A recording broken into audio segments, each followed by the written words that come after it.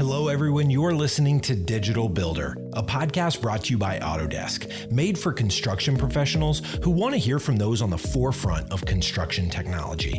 If you're looking for conversations centered around where the industry is going, this podcast is for you.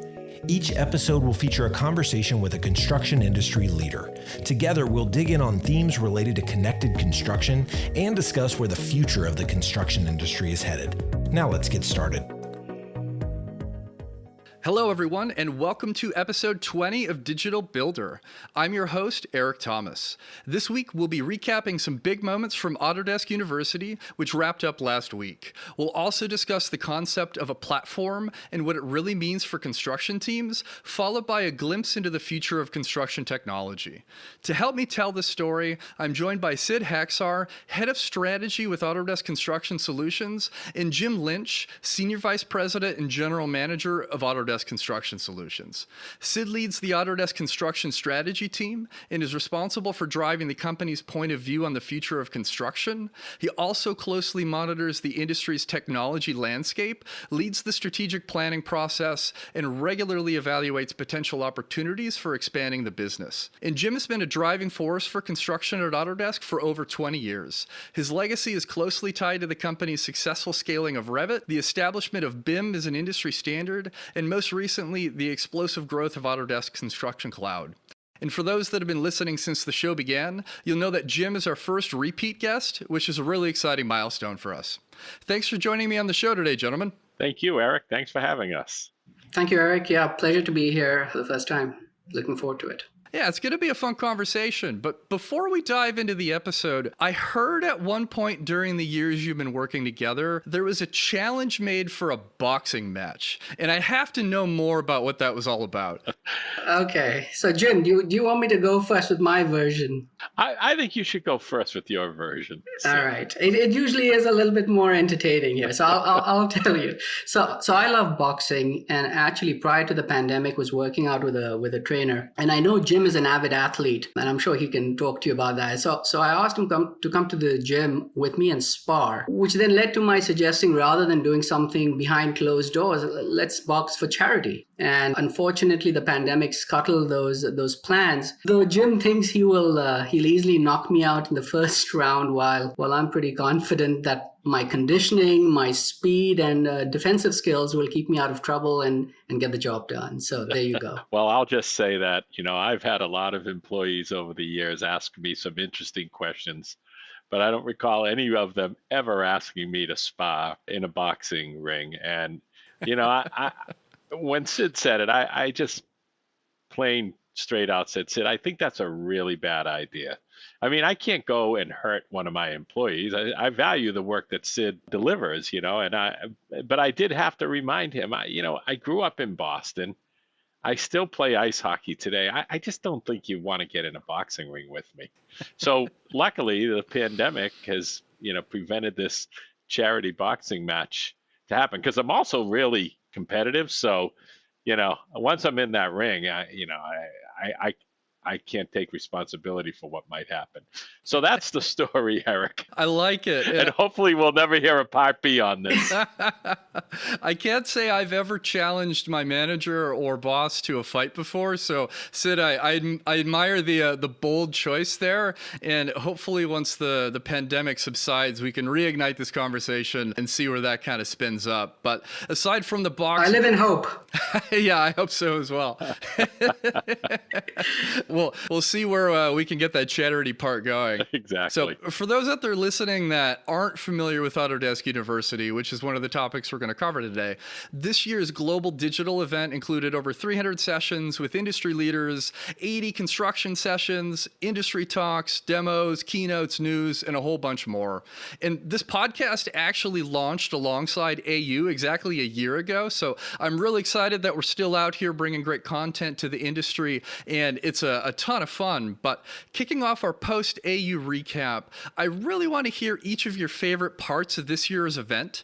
Sid, could you kick us off and share a couple of your personal AU highlights? Sure, thanks, Eric. So I've been at Autodesk now for over 7 years, and Autodesk University is really my favorite event amongst a host of events that we have over the course of the year. And the reason for that really is threefold. One, it's truly inspiring to hear how customers are positively impacting our built environment, utilizing our technology.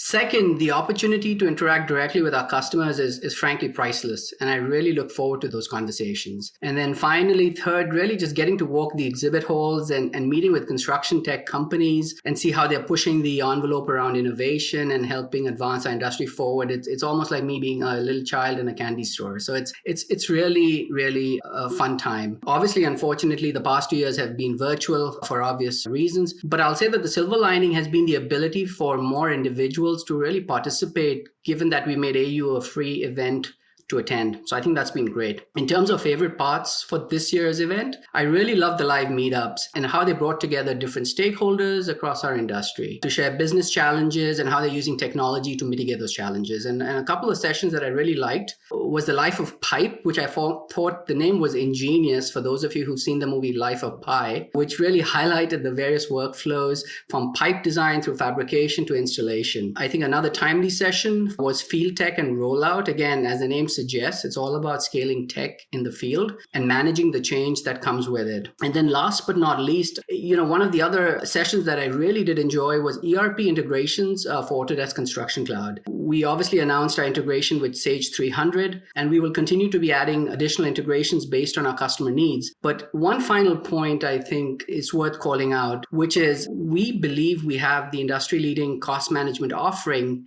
and that we make it available at no extra cost, and pun intended, as part of Autodesk Build. And it's great really to see our customers validating this as they deploy it across their projects and also integrate with their ERP systems. AU is so exciting every year for so many of the reasons that you just shared. And even though we're in this digital world for the time being, I do really appreciate the inclusiveness that we're able to offer in this new format that we're currently supporting. So it's just great to make sure that the entire industry, regardless of where they're able to connect or attend from, is able to jump in and learn a lot from their peers. Jim, how about you? What's your favorite takeaways from this year's AU? So first of all, Eric, happy anniversary. It's amazing that it's been a year since the Digital Builder podcast was kicked off, and you have had some amazing shows. So congratulations. And I look forward to another several years of Digital Builder. So regarding AU, listen, I think Sid hit on a lot of the things that I love about AU. And, unfortunately, because of the pandemic, we've had to go digital. The good news about that, as Sid suggested, is we've opened it up to more customers. We don't charge for our customers to come to Autodesk University, like some others may charge to go to their user group meetings. So, but in particular, the things that really stand out for me, first and foremost, Autodesk really came out and shared our vision and plans to become a platform company. You heard our CEO talk about it. You heard our CTO talk about it. You heard myself and my peers talk about it. And this is more than just talk. This is a real commitment to becoming a platform company. Now, for Autodesk Construction, of course, we had many exciting announcements, and all of them leaning on the enhancements that we've made to Autodesk Construction Cloud.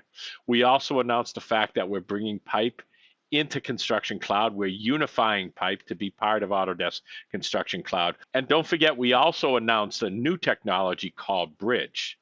Now, for those of you who aren't familiar, Bridge really creates a way to share key project data between teams without having to share the entire project. So that means a general contractor can share only the required sheets and provide updates throughout the project with each subcontractor.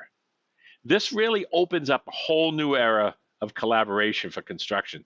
So I think that was a great announcement. So some great product announcements, just more news about Autodesk Construction Cloud, the breadth and the depth, and how we continue to really advance that in the industry. Yeah, I miss AU in person just because I really like walking the expo floor and seeing all of the different vendors and people who are just excited to support this industry. And I think our pivot to digital here, but still creating an avenue where people can consume content, is really tied back to the resiliency of the construction industry specifically. Like, everybody's so collaborative and working through problems on the job site daily that we just jumped into this new environment, and we're still getting work done, sometimes more than before, depending on the circumstance. But outside of the joys of in person, when we do return to that, I do think the point about Autodesk being a platform company is worth digging into a little further. Before we get too far into the details, Jim, can you explain what we mean by platform?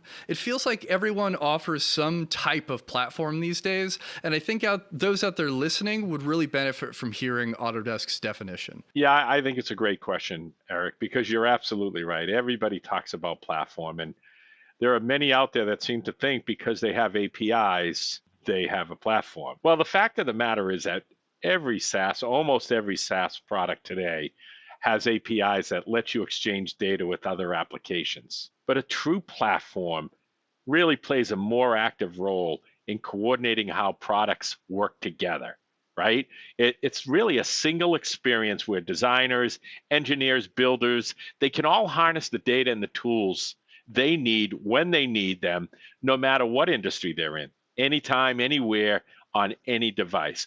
That's a true platform, right? It's about providing that information, making sure that data flows seamlessly, bidirectionally across all the capabilities in that platform. Of course, the Autodesk platform is Forge.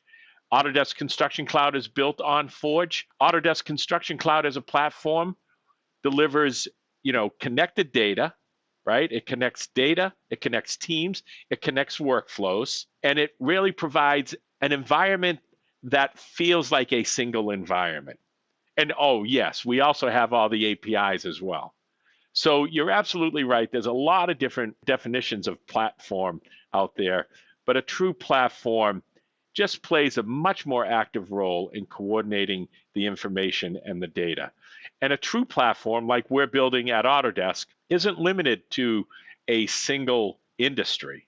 So the Autodesk platform will seamlessly connect not only Autodesk Construction Cloud capabilities, but our design capabilities in AEC, and in fact, our manufacturing capabilities, as well as our media and entertainment capabilities. So as you think about things like industrialized construction, the convergence of design and construction, or of construction and manufacturing, the fact that a platform can move information between those two industries is going to be extremely, extremely critical and exciting. And if I may just add to what Jim said there, which was completely spot on, I think it will also make the experiences of our customers really more seamless and powerful. And as we continue to deliver on our goal of what Jim frames as connected construction, through enabling really high fidelity connections across teams, workflows, and data, we feel really excited about helping really drive that positive change, not only for the industry as a whole, but specifically for our customers' businesses. I think you're both spot on, and I really appreciate the robust explanation of what we think about as far as platform goes, because it's worth really considering. And the emphasis on the experience is what really resonated for me too. Anybody who listens to this show is no stranger to me talking about data silos and disconnects and portability. And many of the guests that I've had on speak at length about those topics. But we're at a moment now where I think the industry needs to go one step further in how they consume technology to ensure that it's not just, I have an integration that forces my data from this thing into this thing, but that overall experience is actually a whole lot more meaningful, because it means that you can focus on just getting the job done instead of worrying about futzing with the bits and bobs that connect all the different tools you're working with. 100%. This idea that, I have to spend time learning these 5 different point solutions, that's eliminated as you move towards a real platform environment. Sid, I'm really glad that you're on the call today, because I've got a strategy question tied to your focus on seeking opportunities for expanding our business. Can you take a moment to tell us about the vision for the recent investments in iOffice and Space IQ and how it relates to Autodesk's previous investments and acquisitions? So before I speak to our recent investment in Space IQ iOffice, I think it's helpful to call out that Autodesk is an outward-looking company, and by that I mean, we are always looking at what solutions are loved by the industry and how that really plays into our build, buy, partner strategy going forward. And this approach, frankly, led to our acquisitions of PlanGrid, Building Connected, Assemble Systems, and more recently Pipe, each of which were really leading solutions across the project lifecycle of our customers. However, I think we understand and appreciate that solutions need to be integrated so that they can truly deliver the most optimal experience of our customers. And to that end, I think Autodesk Construction Cloud has been our response in that regard. Again, as I say, I'll keep repeating this. I mean, I'm extremely excited about our future in that regard, right? And also, it's worth calling out a not so well-known fact is that Autodesk is the most active strategic investor in construction tech. And we're always looking to play our role in supporting entrepreneurs as they innovate across our industry. So I think with that said, in terms of ACS, Autodesk Construction Solutions, and our view towards, M&A and investments as a company, I'll come back to you on the Space IQ iOffice question. There, our motivation really behind our investment is to really leverage BIM in design and construction, along with the operational data to optimize facility performance.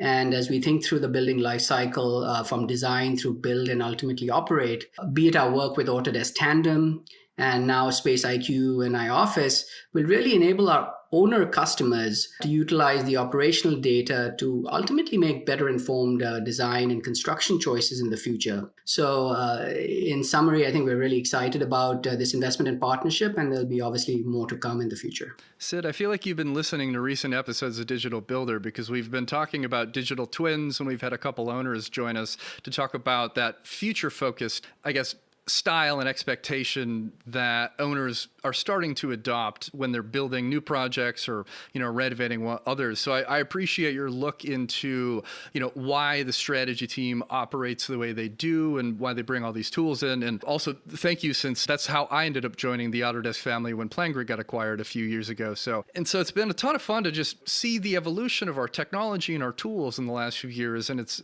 just been a real privilege to work with so many people. So I want to come back to the point of how there are so many construction tools that loudly declare their own status as a platform. And I like to help our listeners cut through the noise a little bit.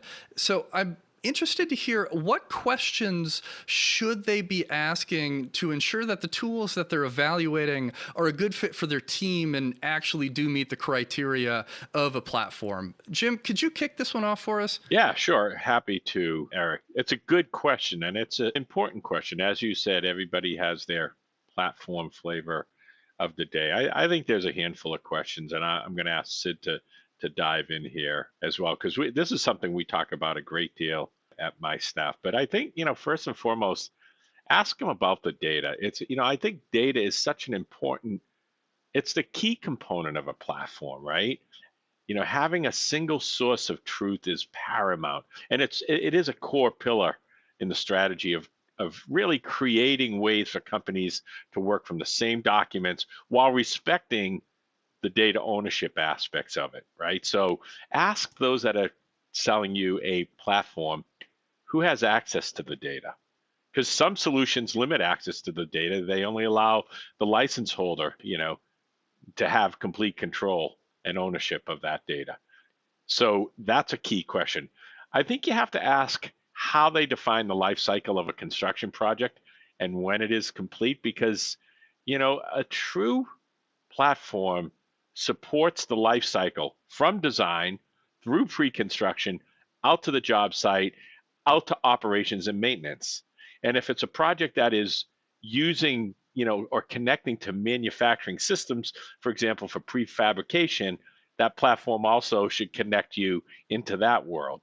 I think a lot of quote unquote platform providers define a construction project starting at when they start on the project site and end when they push it to operations and maintenance. That's not really a platform. That's a point solution. I think you should ask about their training and their customer support, right? Do they have the skill set? Do they have the teams necessary to really help you adopt, embrace, and in fact get the most from your technology investment? Not just get the most from one point solution, but really get the most to really help you take advantage of and collaborate better with the design team, with the team on the job site, with the pre-construction office, and ultimately with the owner of the project. Those are a couple of the questions I would start with. Sid, I know you have some ideas here too, so why don't you throw in a few? Sure, and I think Jim, you nailed the first few that you called out. They're spot on and so true. In terms of the way I would add to what Jim just said, I think there are two additional questions that I would ask the listeners to consider. I think the first is really understand the depth of your or the partner ecosystem, right, that the platform claims to offer. Having partner logos on a website does not really mean much if those integrations are weak and limit customers' ability to utilize their existing solutions in an efficient and seamless manner. And what I mean by that is, without true data interoperability, double entry of data and manual processes can all ultimately lead to greater risk on a project. And in that context, I think one of the exciting pieces of news that we announced at AU really was that we now have over 200 plus integrations leveraging both Forge and partner cards. We also have ACC Connect, which really enables customers to build over their own custom integrations, over 100 workflows that we offer in really a low code, no code environment. I think another really exciting development was the release of our new app gallery that really allows teams the ability to access and incorporate integrations offered on the Autodesk Construction Cloud platform with their existing or planned workflows. And I think I'll use an analogy there to say it's almost like, or it is like Roku for integrations. So we are really bringing this North Star of pervasive simplicity that our R&D organization is always talking about to really bear on our customers. The second aspect I would call out is that being a platform comes with a lot of responsibility and responsibility to customers. We are essentially asking companies to standardize their core processes on one platform. And to that end, listeners need to ask if these platforms, with air quotes, really offer flexibility in how they can purchase software rather than deploying a one-size-fits-all approach. And if they have price certainty without having to deal with uncomfortable surprises during the terms of their contract. For us as a company, in listening to the industry and our customers, we offer multiple ways for our customers to consume our offerings, whether it's user-based or account-based. But we also strive to offer price certainty and really be a partner to them. So I think those are some of the things that I would call out from a platform standpoint. You know, these are some of my favorite parts of doing this show, because it's an opportunity to really help whoever out there is listening make actionable decisions and choices about how they consume, whatever type of technology they're evaluating. And I think the cool thing about all the questions that you suggested they ask their vendors is this doesn't necessarily only apply to evaluating platforms. It could also apply to evaluating any type of technology that somebody could be rolling out at their company or on the project site at the same time. So it's just really great to step back and intentionally ask questions that get you a couple layers deeper, to sidestep some of the fluff that you get that largely ends up being marketing speak and doesn't really apply when you're out on the job site. So it's just a really deliberate dance that you have to do when you're choosing such impactful software. I was just going to say, I think that's really well said, Eric. I think, you asked a question in the context of a platform, but those questions can take it beyond that. And I think you nailed it. Well, I appreciate that. My goal with every one of these conversations is at the end of it, you have something actionable that you can do. You can sit down and go, okay, I've learned more about a new technology, whether it's machine learning or AI or, site scanning or whatever it might be, and decide intentionally how you can start consuming it. But, back to the platform conversation, all of this really does come back to data for me, which brings me to an industry report that our team recently brought to market called Harnessing the Data Advantage in Construction. And the reason that I bring up this report is because across 4,000 people we surveyed with FMI, we learned that the majority of construction teams don't actually have a formal data strategy in place, which is a little bit alarming. And we also found that many out there don't trust the data that they have available to them right now, especially when in the past they've had poor outcomes that resulted from a decision they made using data that was inaccurate. And so the commonly shared struggle of not knowing where to begin when improving their data management, I'm interested in hearing both of your thoughts about how the platform approach helps you with some of these problems and those that are out there struggling with data management right now. By the way, it's a really great study, the Harnessing the Data study with FMI, and I hope our readers get a chance to take a look at it. I was having a conversation earlier today with one of our customers, one of our strategic customers, and we were talking about the fact that over 90% of all data from a construction project, both engineering and construction, goes unused.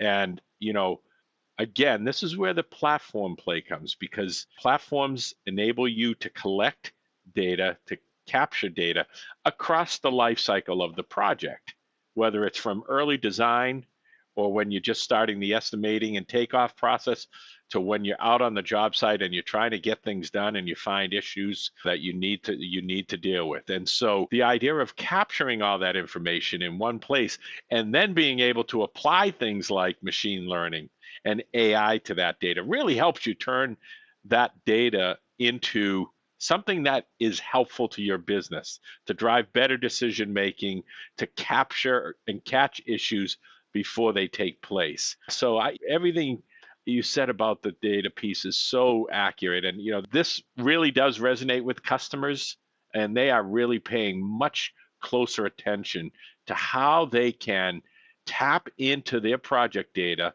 to drive better outcomes. And with that, I'll hand it over to Sid. One of the things for us, which is really fascinating, is that every project is really bespoke in nature without the ability to leverage insights from prior projects, all with the goal of driving favorable outcomes. And I'll keep going back to what Jim has said, around this notion of connected construction. It is so critical because getting access to the data is exceedingly challenging, and it's really a prerequisite in order for companies to start driving actionable insights from that information. And so I would say standardizing on an open and integrated platform enables that first part of the journey in capturing data in one place. And then subsequent to that is really the ability to surface that information in really what I'll call a highly consumable manner for the customer so that they can make appropriate business decisions. Our customers do not have data scientists on staff, right? If you think about even the smaller companies, the smaller construction companies, they're really looking for self-serve tools. And that is where, our portfolio, our platform enables that to happen. But again, I'll go back to the first part, which is you need to be standardizing on an integrated and open platform to begin that data journey. I love what both of you have shared here. And Jim, the 90% of data going unused, I think is such an important thing to identify right now because so much has happened in the last 5 years. We've had this massive digitization journey. We've had the ability to capture more data than we've ever had historically in the past. And we haven't really, as an industry, had a moment to step back and go, how should we be using this? And so we're capturing it. And that's important. Please keep doing that. Don't stop capturing data. But the word that I keep using on the show, which I need to put a swear jar in front of me, is intentionality in how you capture it. So we're starting to get to a point now where we're looking at the future state of what we want to do.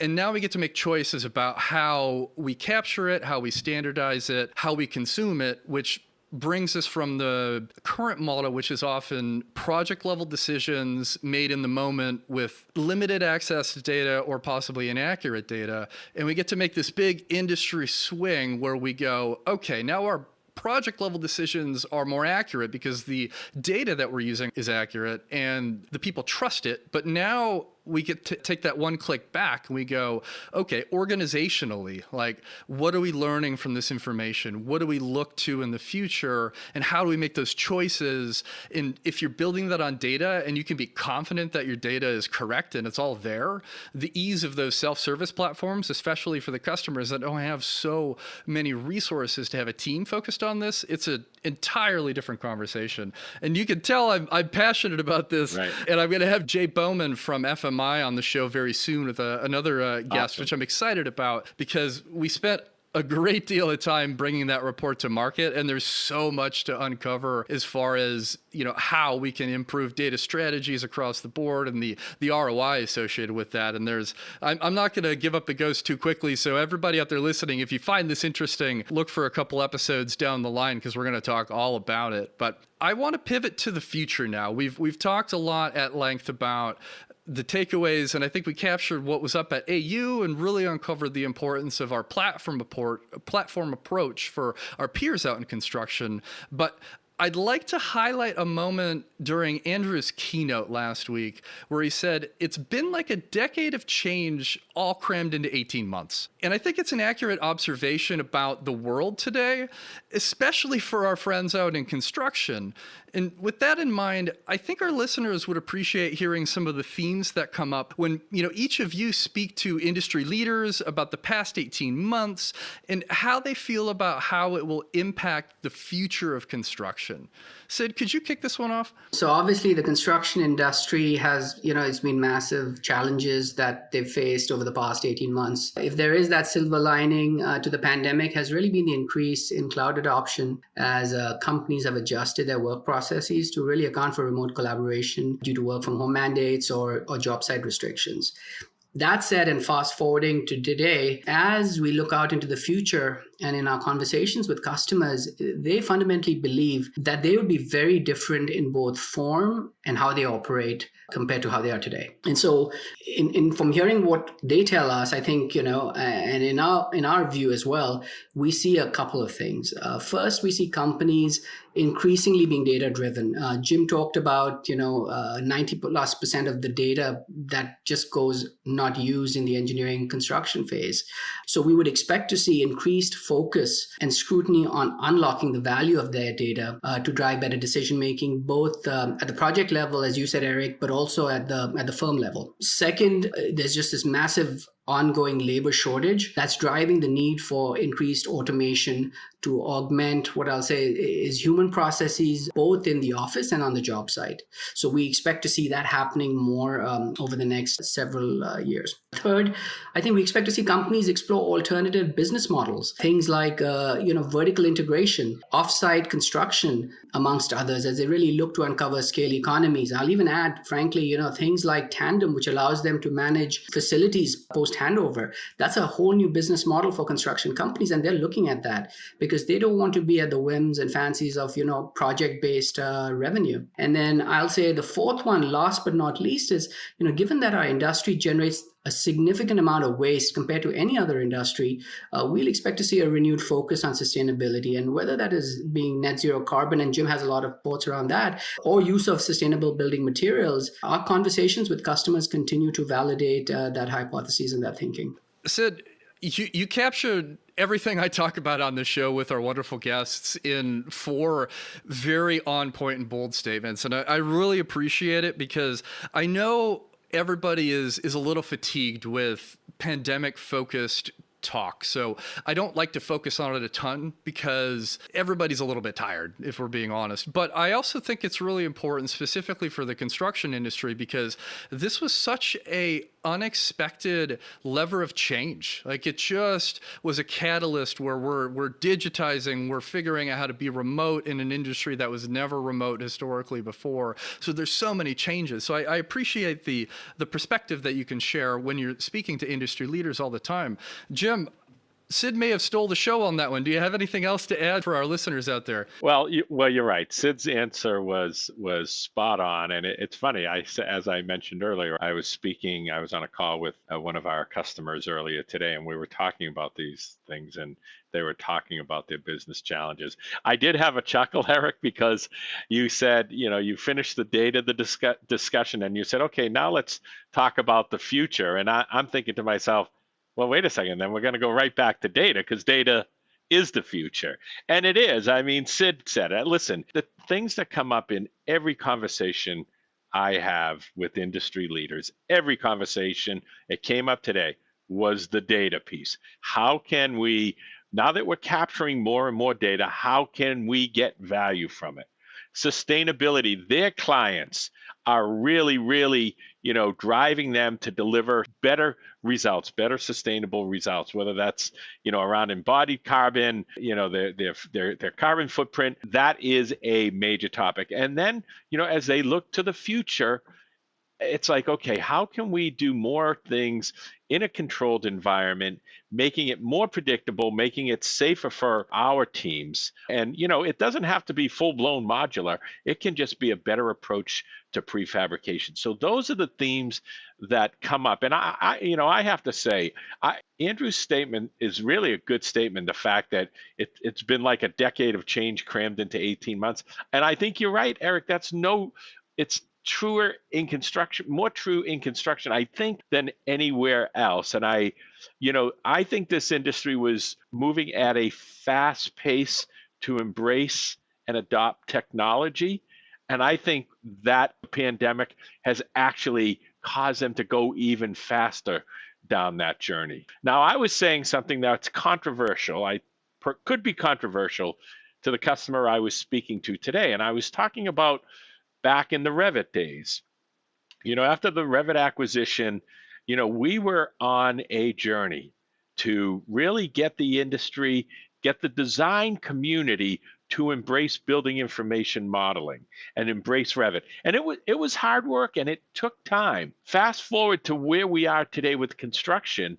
Construction used to get this bad rap of being slow at adopting technology. I can tell you the pace at which they are adopting technology today is incredibly impressive. And I think faster than what we saw, with BIM, with the design community. I agree with you completely, Jim. Like the old boring trope of construction not being innovative anymore, that needs to get parked because there's so much happening in the industry right now. Although at the same time, I think it's important that people out there listening go back to the questions that you both suggested people ask as they consume technology, because at that moment, there's so much to consider that whether it's you're looking at site technology or if you're just thinking about how the heck do I deal with this massive amount of data that I now have that I didn't have 18 months ago, you have to be intentional. And I'd like to go back to the fact that a lot of people have that decision paralysis feeling right now. We discovered that in the research we did, and I'm going to talk about it with Jay Bowman in a couple of weeks. But that's a shared pain. That's not unique to any particular type, size, or geography as far as being overwhelmed with the amount of data that you have. And I encourage you to go download the report. We'll put a link to it in the show notes for this one too, because it does give some of the actionable steps to getting out of that decision paralysis hole and making really intentional choices about how you improve your data capture and management and kind of move forward from there.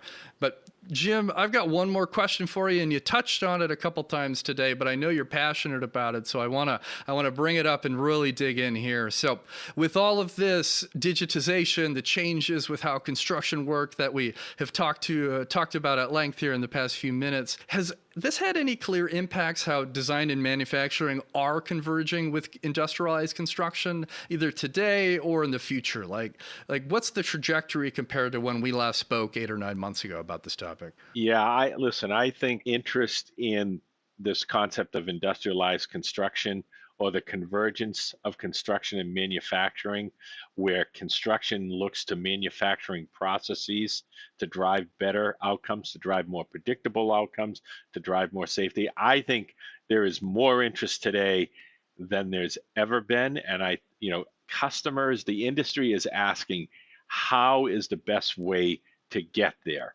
And there are multiple answers. It can be better prefabrication. It can be building assemblies and bringing them to the job site. It can be full-blown modular. I mean, there are multiple angles to take here. I think there are a lot of questions to answer. How do you make that shift in your business? And, we've got some expertise at Autodesk that are helping our customers make those choices. But I think you're going to just see more and more momentum, if you will, around the concept of industrialized construction. And I think you're going to see some interesting startups around the idea of industrialized construction as well, which I think will be a welcome sight. So yeah, I'm more passionate than I've ever been about it because it's gaining momentum and it's only going to continue. Yeah, we've had an interesting moment where the lens has been pointed at IC and prefabrication in a way that it hadn't been historically. And so also for those out there listening, go back an episode or two because we actually talked at length about prefabrication, and there's some really great tips on how to get started with that technology there too. So worth checking out. Sid, do you have any thoughts on that prefab IC world that you'd like to add to the conversation? Yeah, I'll just add a couple of things. One is, a lot of our subcontractor customers have already been doing prefabrication. That is inherent in their business processes. I think what also Jim has been talking about is we're seeing a lot of our general contractor customers that are moving more towards or wanting to move towards more of a self-perform basis, right? And part of that really drives around this notion of prefabrication. And part of it can be also being driven by the fact, as we talked about, labor shortages. When you win jobs, now how do you end up executing on that? So it may make sense to vertically integrate very selectively. And so I think they're seeing this, the value add, obviously, the ability to construct in a controlled environment, which was indicated during the pandemic, while other job sites shut down. I think those that were prefabricating continued to work, is all tying into this notion of prefabrication. So this is a trend that we expect to continue on. And it's definitely in conversations that Jim and I have with customers, they are talking about this. Yeah, I hear it come up a great deal now myself. And I do appreciate one point you mentioned there too. Like prefabrication and industrialized construction is not a new topic. Like this is not something that was born during the pandemic, but we just had this new light come in and people are reevaluating the viability and the impact of it. And honestly, I think my favorite one that comes out of it isn't necessarily tied to efficiency or streamlining. It's just more control over site conditions and the safety improvements that you get from that too, because you have that controlled environment. And since safety is so paramount in this industry, it's the first thing we talk about on a project site. The second you step foot, it's the last thing you talk about when you go home at the end of the day. Like I like to laser in on that one because it's so important. So I've got one more question about the future of construction and some of this technology, and two of my favorite ones. And Jim, you actually mentioned them a minute ago, so I'm glad you planted the seed. But I'm interested to see how this ongoing advancement in digitization impacts the adoption of tools like machine learning specifically and artificial intelligence. And we had an episode about that one episode ago as well. So if you're interested in this topic, check it out. But I'd love your thoughts on this one, Jim. Yeah, I mean, our solution strategy, our technology strategy has three key pillars, right? Digitization or automation, integration, and optimization. And, those three pillars are connected and there for a reason. It really starts with digitization. The more project teams apply or embrace digital technology to capture project information from early on in the project through to handover and operations, you start amassing significant amount of digital information. And then when you're able to actually integrate the systems around that information, whether it's your project management systems, your financial systems, you're building up on that pool of information, that pool of data, which leads then to when you get to the optimization stage, the idea of actually using technologies like machine learning to really be able to look back at that information, extract key insights, extract key learnings to help our customers drive better outcomes on future projects. I mean, we're seeing customers are embracing our Construction IQ technology today, doing exactly that. But it does start with digitization. You've got to start capturing that digital information early in the process. And with the work that we're doing, sorry to go back to platform again, but you capture that digital information on the job site, because of our platform, because of the true nature of a platform, we're connecting that project information back not only to the pre-construction planning office, but all the way back to the design team. When you pull all that data together, you put yourself in a position to really be able to learn from your previous project data to just drive better predictability, better outcomes on future projects. And I'll stop there, but I could keep going.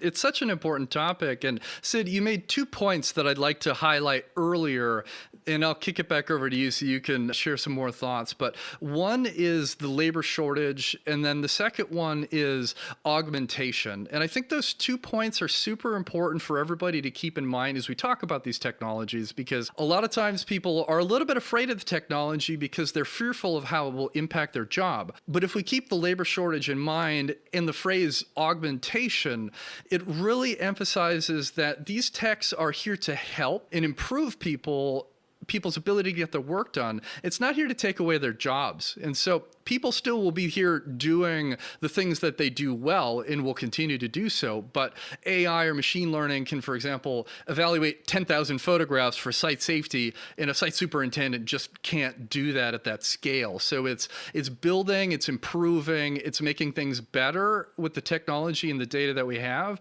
It's not a scary technology that's, rooted in sci-fi and human replacement down the line. So anyway, Sid, I hope I didn't steal your thunder there, but I think it's such an important point to make when we talk about these technologies, because they're here now. They're not future. They're just getting better. Yeah, I'll just say the same thing as Jim is going back to talking about platform. I'll just go back to the same point I'm raising, which is really to harness the power of ML and AI. It really goes back to the notion of connected construction that we spoke about earlier. Really only then you can benefit, and in my opinion, from these technologies at scale. And so for us, we are investing significantly in our AI ML efforts across the Autodesk Construction Cloud, be it through Construction IQ, which helps mitigate risk on the job site, or even with things like automated symbol detection that helps speed up the takeoff process. So again, you'll see manual automation, that theme resonating. Another example I'll call out which is exciting for us, is our acquisition of Pipe and Pipe's AutoSpecs solution,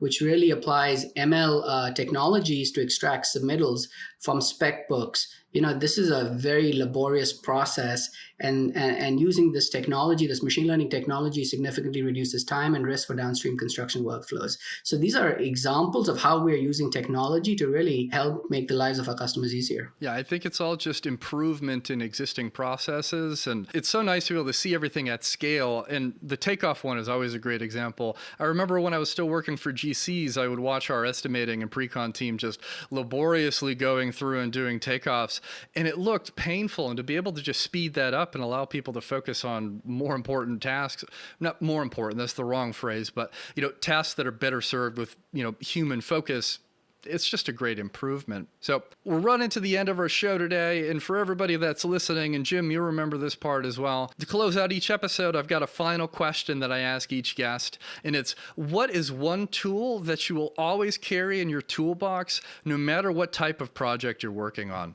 Sid, can you kick this one off for us today? Sure. So on a serious note, I could have given you a funny answer, but on a serious note, I'll say the one toolbox important for us is really empathy. I think that is something that I have learned over the pandemic. We always claim to have empathy, but it really comes into practice, and it's come to the forefront during the pandemic. Empathy with respect to your family, your friends, your colleagues, and your customers. It is so important to really put yourself in their shoes and really understand the challenges they're facing. And it just makes you a better human being at the end of the day. I know it sounds very pithy, but it's frankly really, really important. And it's enabled us to walk away from this everyday, your on demand, always on type of lifestyle where there's very limited personal engagement, to really go back to what really matters. So I think that is something I'll keep in my toolbox for the rest of my life. Sid, I appreciate that. And especially in the last year and a half, the empathy conversation has changed a lot too, because everybody's lived experiences we've navigated the challenges in the last 18 months has been very different. And in the moments that cause stress and the circumstances that every person is experiencing, whether they're, out in the front lines or on a job site or working at a grocery store or sitting at my desk in my house in the woods by myself, making my existence very apparent here, but it's all different. And that empathy that you bring to the table to understand that the stressors that are driving everybody in a particular moment can be wildly different, and taking the time to understand them is huge. So thank you for bringing that up. That's excellent. Jim, that's a heavy one to follow. I'm interested to hear what your tool is this time around. Yeah, by the way, I thought Sid's answer was phenomenal. I thought it was really well said. My one tool that I'll speak of, it really goes hand in hand in what Sid was saying.